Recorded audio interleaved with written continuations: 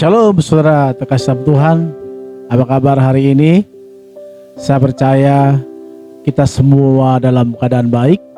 Dan kalaupun kita hari ini dalam keadaan sakit, doa saya supaya saudara mendapatkan kesembuhan yang daripada Tuhan.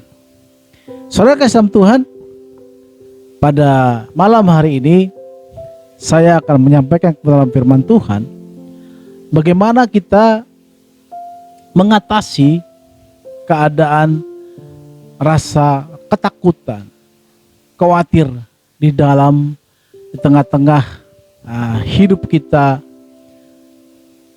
yang dilanda oleh masalah, saudara kasih Tuhan. Tentu Tuhan Yesus sangat tahu sekali, saudara kasih Tuhan, dalam hidup kita ini memiliki banyak masalah. Artinya masalah itu bisa kita gambarkan seperti badai. Badai itu bisa melanda siapapun, saudara kasih Tuhan. Saya, saudara, anak kita, siapapun bisa melanda. Oleh karena itu saudara kasih Tuhan, di sini Tuhan Yesus memberikan satu perumpamaan kepada kita, satu contoh kepada kita, bagaimana kita menghadapi masalah ini, saudara kasih Tuhan. Bagaimana kita menghadapi satu pergumulan di dalam hidup kita. Nah, saudara kasih Tuhan, itu bisa kita lihat di Markus pasalnya keempat, ayatnya yang ke-35, saudara kasih Tuhan, sampai dengan ayatnya yang ke-41.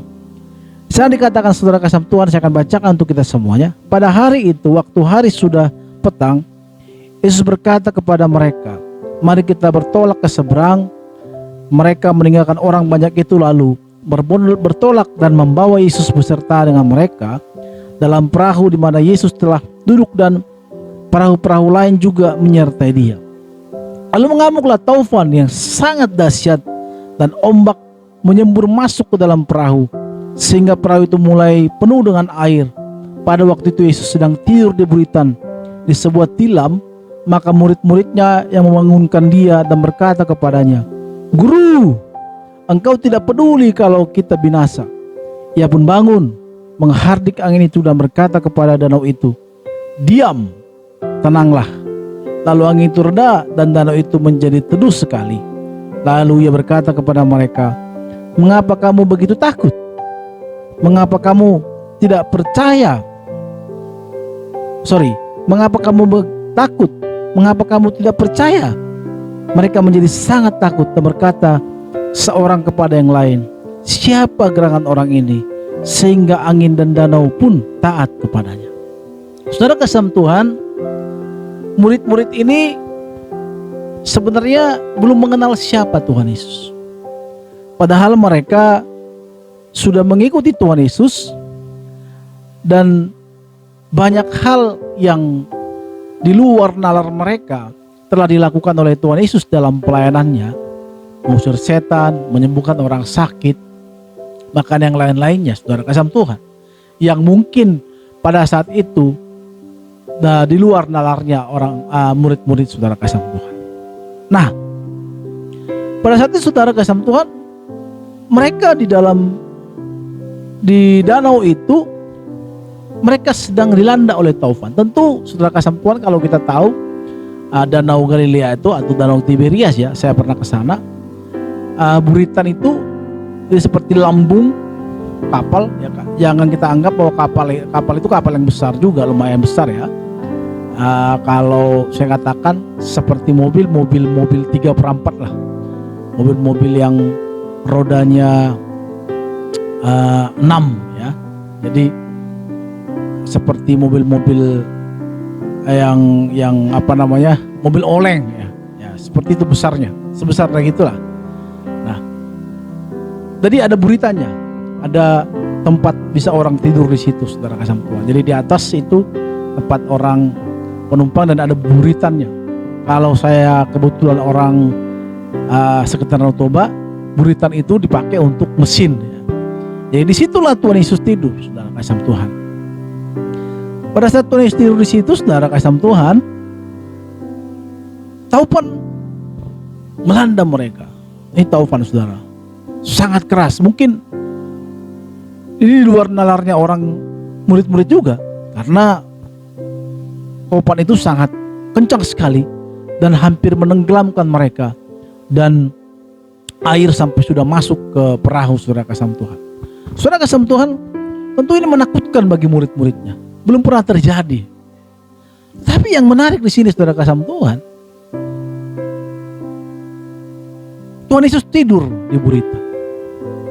Dia seolah-olah tidak peduli dengan keadaan itu. Dia seolah-olah tidak mau tahu dengan keadaan itu. Saudara kasih Tuhan, di sini Tuhan Yesus malah tidur di tengah-tengah badai yang mengamuk itu, saudara kasih Tuhan. Ini menarik, saudara. Dan pada saat murid-murid ini ketakutan, Tuhan Yesus tidak kompromi dengan ketakutan mereka. Harusnya kan Yesus bilang, kenapa kalian takut? Harusnya kan dibilang, udah jangan takut, jangan takut. Malah mereka dimarahi, saudara. Saudara lihat di ayatnya yang ke-39, ia pun bangun, menghardik angin dan berkata kepada danau itu, diam, tenanglah. Lalu angin itu pun reda dan danau itu pun menjadi teduh sekali. Lalu ia berkata kepada mereka, mengapa kamu begitu takut? Mengapa kamu tidak percaya? Nah, lihat saudara kasih Tuhan, kok kamu gak percaya? Kok kamu masih takut? Aku ada bersama dengan kamu loh. Istilahnya begitulah kata-katanya, kata-kata sehari-harinya gitu. Kok kamu takut sih? Kamu gak percaya? Aku di sini loh. Aku di sini untukmu, gitu kan? Mungkin ada lagu kan? Kalau ada pacar saudara mungkin yang sedang galau gitu kan, atau siapalah istri saudara, saudara bisa nyanyikan itu kan? Aku di sini untukmu, apa? Untuk memberikan kekuatan kepada pasangan kita, kepada teman kita, saudara kita, atau siapa yang kita kasihi itu, supaya dia kuat menghadapi masalah. Saudara kasih Tuhan, ini menarik sekali.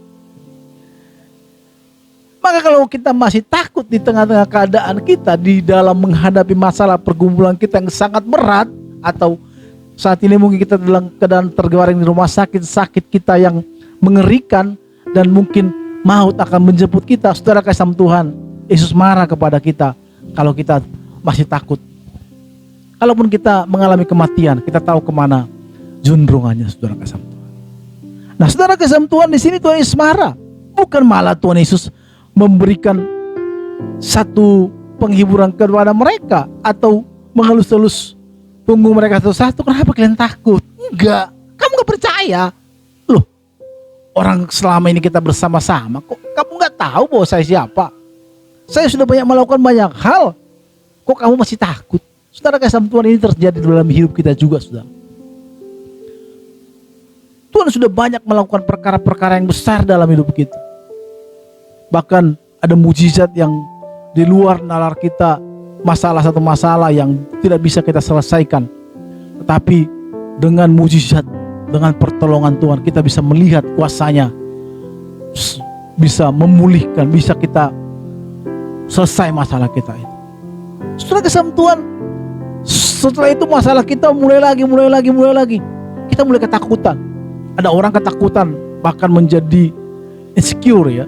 Insecure adalah bahasa sekarang ya, bahasa gaul. Menjadi takut sekali.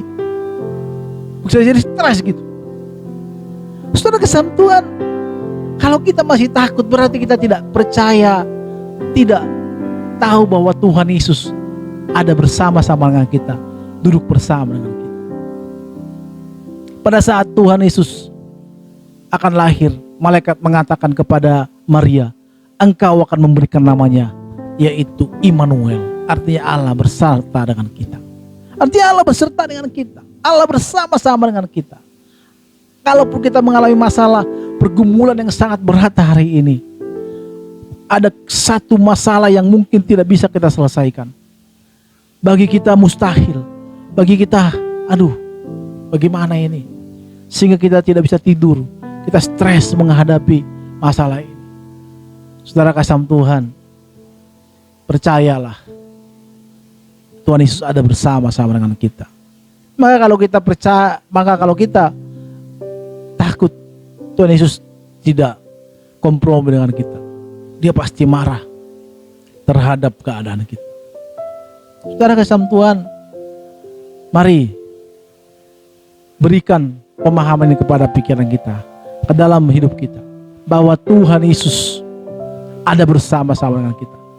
Di tengah-tengah badai, tengah-tengah keadaan kita yang sangat berat, tengah-tengah hidup kita yang mungkin menghadapi masalah yang sangat mungkin itu tidak bisa kita selesaikan. Tuhan Yesus mengatakan, bagi dia itu masalah tidak seberapa. Buktinya apa? Dia tidur, saudara kasih Tuhan. Maka saudara, kalau hari ini kita mengalami persoalan, pergumulan yang berat, apapun persoalanmu, apapun pergumulanmu,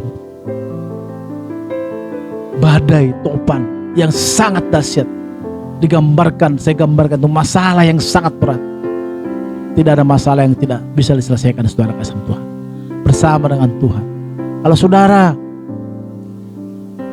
masih ketakutan menghadapi masalahmu yang sangat berat itu, artinya kamu tidak membawa Tuhan Yesus. Kamu tidak mengenal Tuhan dalam hidup kita. Kita tidak mengenal Dia, Allah yang luar biasa, Allah yang melakukan segala perkara. Kalau yang lumpuh saja bisa dibuat berjalan, yang buta bisa melihat, danau yang mengamuk pun bisa diredakan, apalagi masalah kita. Itu hal receh sebenarnya bagi Tuhan. Maka saudara kasih Tuhan, firman Tuhan ini menjadi penghiburan, kekuatan kepada kita pada malam hari ini. Tetap semangat dalam Tuhan, saudara kasih Tuhan. Tuhan Yesus memberkati kita semuanya. Sampai bertemu kembali di Getsemani Bertumbuh setiap hari Jumat jam 20 atau jam 8 malam. Tuhan Yesus memberkati kita semuanya. Haleluya. Shalom.